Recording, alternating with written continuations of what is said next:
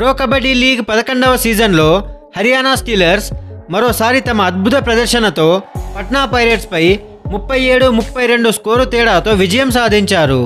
బుధవారం నోయిడా ఇండోర్ స్టేడియంలో జరిగిన ఈ గేమ్లో గెలవడం ద్వారా హర్యానా స్టీలర్స్ పాయింట్ల పట్టికలో టాప్ స్థానంలోకి చేరుకున్నారు.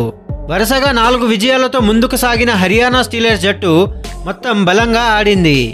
ముఖ్యంగా మొహమ్మద్ రిజా షడ్లోయి, శివం పటారే, వినయ్, రాహుల్ అద్భుతంగా రాణించారు.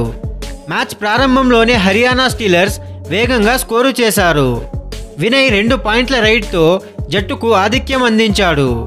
కానీ దేవాంక్ వెంటనే సమం చేస్తూ పట్నా పైరేట్స్కు పాయింట్లు తీసుకొచ్చాడు. అయినప్పటికీ హర్యానా స్టీలర్స్ తమ గేమ్ను మెరుగుపరుచుకుంటూ మళ్లీ ఆధిక్యంలోకి వెళ్లారు. కాసేపటికి శివం పటారే, రాహుల్, మొహమ్మద్ రిజా షడ్లోయి చక్కని రైడ్లతో పట్నా పైరేట్స్ను ఆలౌట్ చేసి తమ ఆధిక్యాన్ని దాదాపు రెట్టింపు చేశారు. హాఫ్ టైంకు హర్యానా స్టీలర్స్ 6 పాయింట్ల ఆధిక్యంలో 20-14తో ఉన్నారు.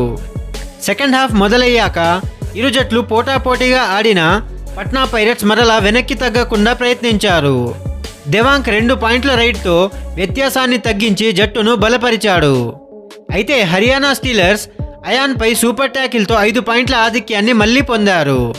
చివరి నిమిషాల్లో పట్నా పైరేట్స్ మరలా 1 పాయింట్ దూరంలో వచ్చారు. కానీ ఒక తప్పిదంతో తమ ఆధిక్యాన్ని హర్యానా స్టీలర్స్కి తిరిగి ఇచ్చేశారు. హర్యానా స్టీలర్స్ వెంటనే 5 పాయింట్ల ఆధిక్యాన్ని తిరిగి పొందింది. చివరికి హర్యానా స్టీలర్స్ చక్కగా ఆడి సమయాన్ని సద్వినియోగం చేసుకుంటూ స్కోరును నియంత్రించారు. హర్యానా స్టీలర్స్ మ్యాచ్ చివరికి 37-32 పాయింట్ల తేడాతో గెలిచి టేబుల్లో అగ్రస్థానానికి చేరుకున్నారు.